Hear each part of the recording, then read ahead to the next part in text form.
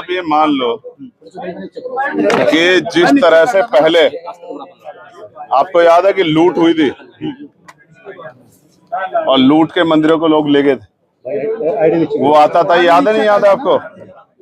ऐसी ही लूट अब हो रही है, और ये वहां हो रही है उस धरती पे जहां ये कहा जाता है कि भाई जो राम को लाए हैं हम उनको लाएंगे।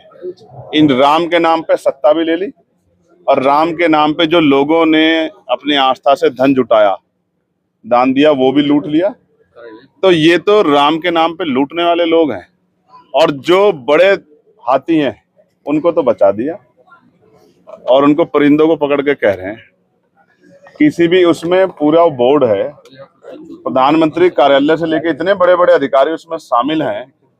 ये लूट कैमरे की निगरानी में हो रही थी। कहाँ है ईडी, कहाँ है इनकम टैक्स, कहाँ है सीबीआई? क्यों नहीं पूछ कर रहे हो भाई? 2 लाख रुपए पे तो ईडी आ जाती है। संजय सिंह ने 1 लाख रुपए ले लिए थे, 1 लाख रुपए का आरोप लगा था संजय सिंह पे कि उन्होंने 1 लाख रुपए घूस ली, तो ईडी वाले पकड़ के ले गए, जेल बंद कर दिया। कहाँ गई ईडी? मनी लॉन्ड्रिंग नहीं है ये, करोड़ों रुपए घोटाले का मामला आ रहा है, चांदी, तमाम तरह की चीजें। हालांकि मैं तो बहुत इंटरेस्ट ले रहा हूँ कि जिन्होंने दे दिया उन्होंने तो दे दिया, लेकिन किसी के भी जो है आस्था का अपमान ना हो, इसका ध्यान रखना था सरकार को। तो जब अयोध्या में लूट हो रही है और लूट के बाद असर कैसा है, वो अयोध्या का 2024 का लोकसभा रिजल्ट आपके सामने है। तो जैसा करोगे वैसा भरोगे। स्वर्ग नरक का तो पता नहीं, यही मिलेगा जो कुछ मिलना है। का गठन किया गया, लेकिन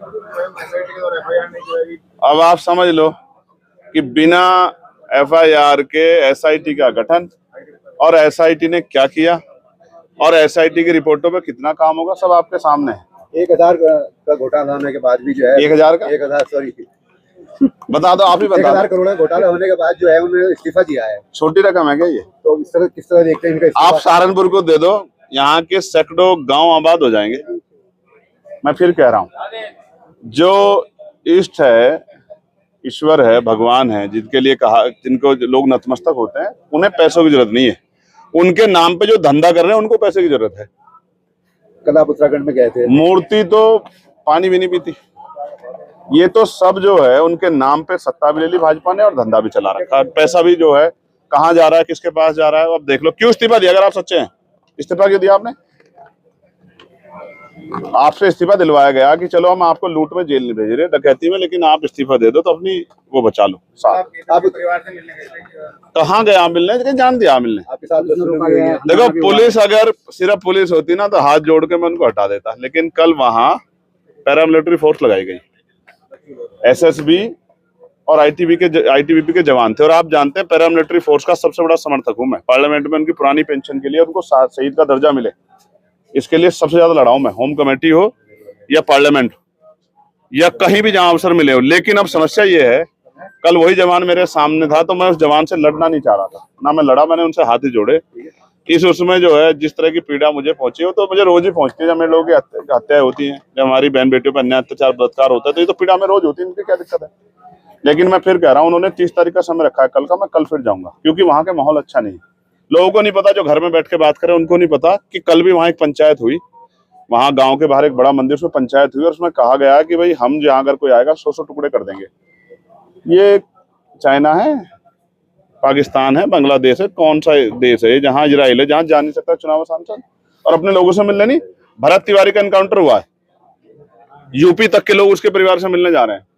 तो केतन जिसको जो है उसके पैर में कील ठोक दी, उसके गुप्तांग में कील ठोक दी, गड्ढे कर दिए, उसके हाथ में कील ठोक दी, उसकी बॉडी पे कोई जगह नहीं जहां उसको हड्डियों को तोड़ा ना गया, तो मैं उसके परिवार से क्यों नहीं मिल सकता? कारण क्या है? कारण यह है कि पुलिस कुछ छिपा रही है। उनको पता है मैं वहां जाऊंगा, वो परिवार मेरे सामने बात रखेंगे और फिर मैं ये बात जनता के सामने रखूंगा तो दुनिया में ये बात जाएगी। उसके परिवार ने क्या कहा है आपने सुना है? कल उन्होंने मुझसे कहा था, अगर आपको आने से रोका तो हम यहाँ से पलायन कर जाएं, हम सुरक्षित नहीं है। और वो कह रहे थे हम दिल्ली जाके धरने बैठेंगे। और ये सिर्फ वहां का हाल नहीं है, पूरे उत्तराखंड में रहने वाले शेड्यूल कास्ट, शेड्यूल ट्राइब के लोगों का हाल है ये।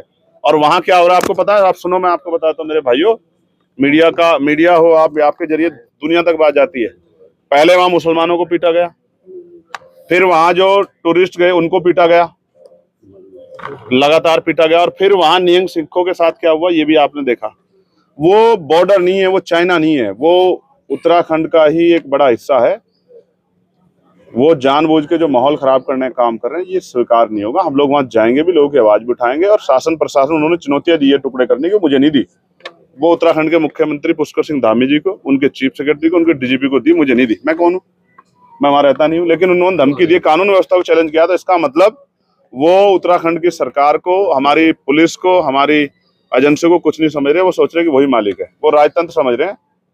ये राजतंत्र नहीं है, लोकतंत्र है। यहाँ हर व्यक्ति की पीड़ा सुनी भी जाएगी और उसकी बात पे अमल भी करना होगा। आपकी मुलाकात नजदीक है तो 27 के चुनाव को लेकर क्या गठबंधन आपकी पार्टी के द्वारा किया जाएगा या अकेले चुनाव लड़ने की जाएगी? ये तो पार्टी के नेता बताए, मैं तो कार्यकर्ता हूँ। अभी हाल ही में आपकी ओवैसी से मुलाकात हुई, आरजेडी से मुलाकात हुई, क्या कुछ बातचीत रही है? आप तो कहाँ से खबर आ रही है सब चीजें? ये सूत्र हैं आपके या ऐसे ही आप तीर चला रहे हो?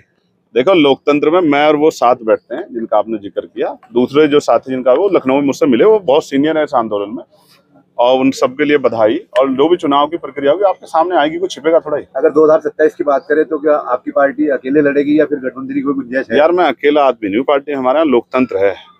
जैसे बीजेपी की लिस्ट आने में कितना समय लग गया, जबकि लोगों को नाम पता था। तो जब कुछ होगा सब आपके सामने होगा। ऐसा मत करो आप, ऐसा मत सोचो कि मैं कुछ छिपा करूंगा। लोकतंत्र में कुछ छिपता है क्या? अच्छा चलाओ या बुरा चलाओ, चलाना तो आप ही को, तो आप ही से बताएंगे भाई। धन्यवाद सहारनपुर, हम तो सहारनपुर से